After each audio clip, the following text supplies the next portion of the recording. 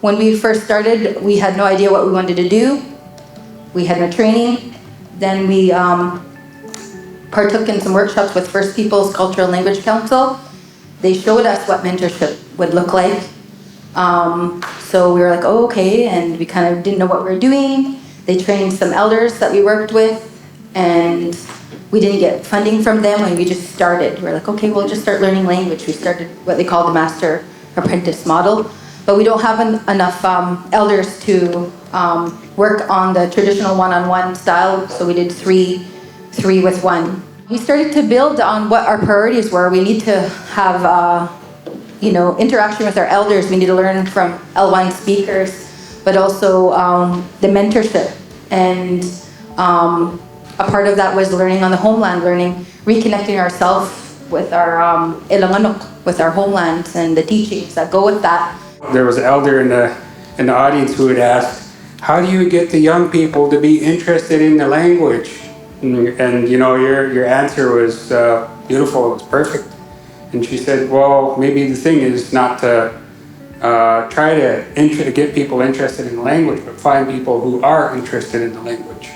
And so that's the big difference, and that's the part of our equation that has worked for us, is that we have been interested, we have been driven, and so that's really the big difference, It's not to say that we haven't tried to take that approach too, and we do still continue in many instances to get people interested in the language. Of course, we have to, do all kinds of advertising and whatnot, and put all that information out there. But the ones who are interested are the ones who are going to be the ones that get things going. And so we're trying to get ideas about effective ways to collaborate and why and how we would do that. To be really concrete, as an example, I don't know that this group needs to meet to talk about how you teach language, right? Because most people in here have solved that in some way or another. So you're going to hear this a lot throughout the week, is what do we have in common?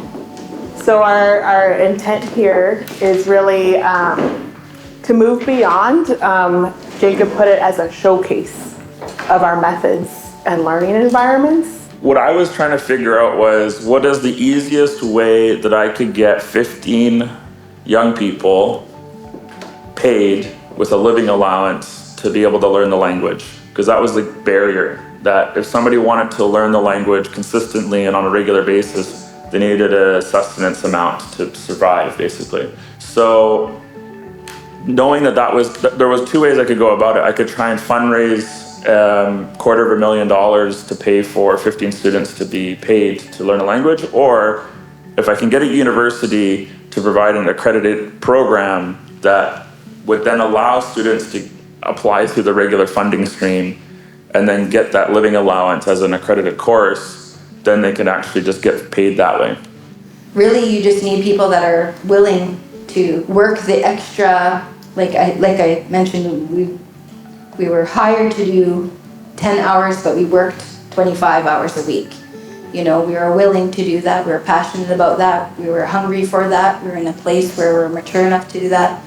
And I think the biggest thing is that we were looking for who we were, what's our identity, and we were at that moment in our lives where we were getting the education in universities, but we were really hungry for our own teachings, and we wanted that balance. And that's what I can say for myself for that.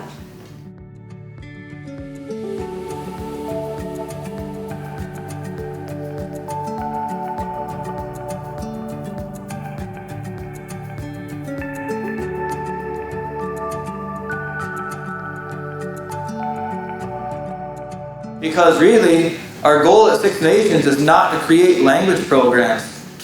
It's to revitalize our language and culture and reestablish our political and economic independence. That's the goal. One of the things that we're really happy about is that we sent these folks out to the communities to get signatures from elders. And so they represented our program, and all these various elders that we met with got to know them, got to visit with them, and now they believe in our program. Now they're pushing our leaders because they're ready. When your community's ready, the need is there, the programs are developed to support it. We have a current principal chief who got elected last summer, and he used our language program as a platform to get elected. And in that process, he quadrupled our program. This last spring, 2 months ago, we brought in 8 new participants, and over the summer we're going to bring 8 more in. So our goal is to quadruple our graduation rate. Some communities have no documentation, no fluent speakers, and then what? And that is probably and I think that the trend is going to be that will continue to happen.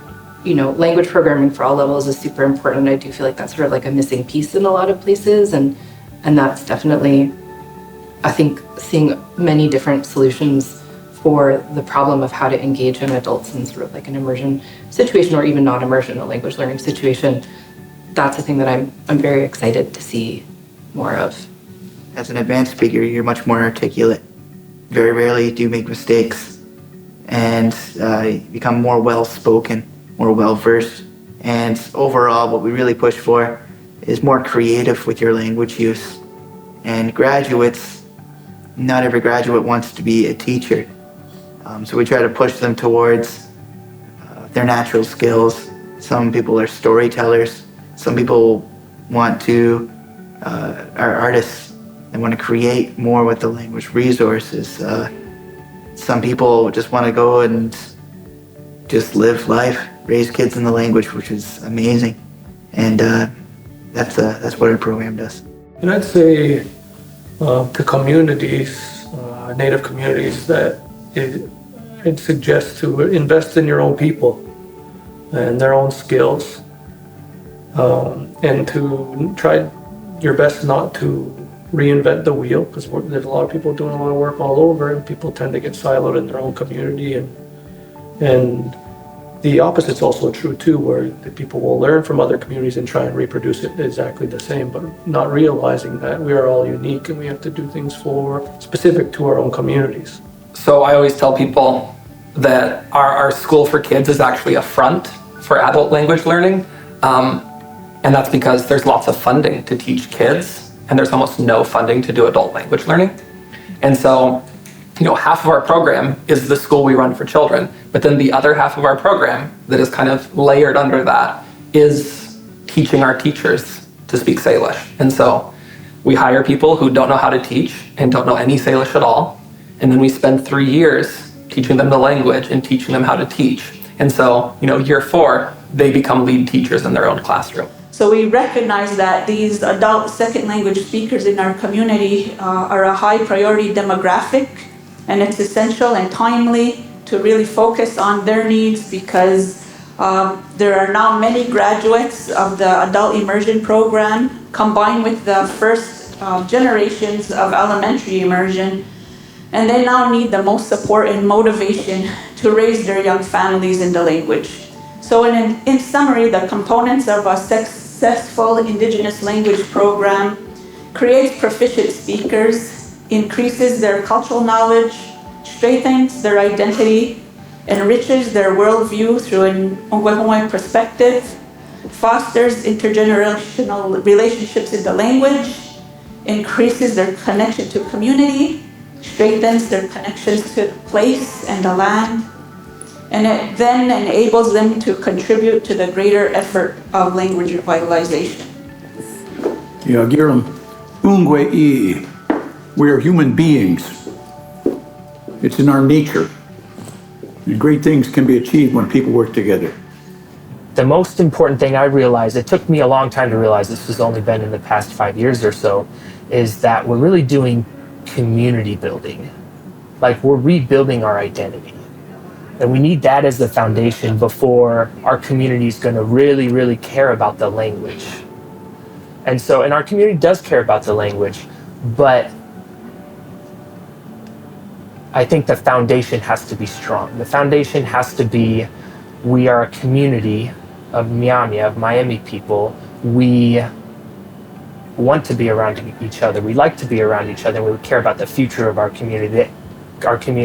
And then with that, I think the interest in the language is going to come. I create a direct association with the language and what is in front of them. And I create a world, I create an environment in which I can teach them an enormous amount of complexity in minutes, literally. We are currently actively engaged in the process of creating new Karuk speaking opportunities and situations of Karuk knowledge creation and transmission to keep Karuk vital.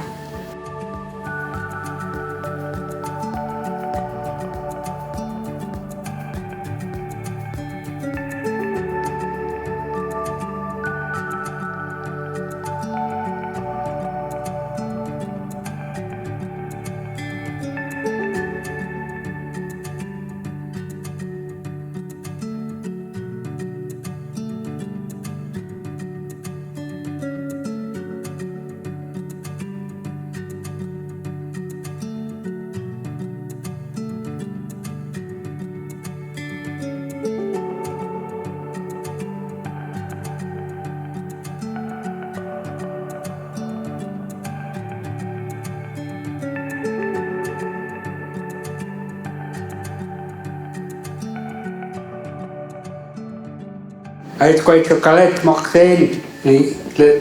Nisso steak the sea cheese at moxen and shwetay.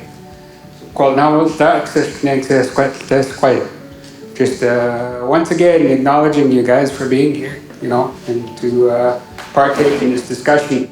If you have the ability to be in a master apprentice program, you're going to lose your heart because you really fall in love with your master speaker and they fall in love with their students, and everybody needs more love in their life.